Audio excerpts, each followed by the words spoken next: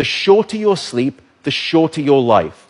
The decimation of sleep throughout industrialized nations is having a catastrophic impact on our health, our wellness, even the safety and the education of our children.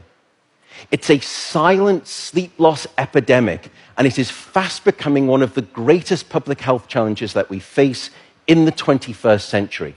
The disruption of deep sleep is an underappreciated factor that is contributing to cognitive decline or memory decline in aging, and most recently we've discovered in Alzheimer's disease as well. There's a structure that sits on the left and the right side of your brain called the hippocampus. It's very good at receiving new memory files and then holding on to them. Yet in those people who are sleep deprived, we actually couldn't find any significant signal whatsoever. Without sleep, the memory circuits of the brain essentially become waterlogged, as it were, and you can't absorb new memories. We have since discovered that a lack of sleep will even erode the very fabric of biological life itself, your DNA genetic code. So here in this study, they took a group of healthy adults and they limited them to 6 hours of sleep a night for 1 week. And then they measured the change in their gene activity profile relative to when those same individuals were getting a full 8 hours of sleep a night. And there were two critical findings.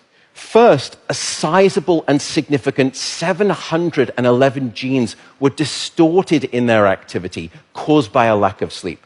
The second result was that about half of those genes were actually increased in their activity, genes associated with the promotion of tumors, genes associated with long-term chronic inflammation, and genes associated with stress, and as a consequence, cardiovascular disease.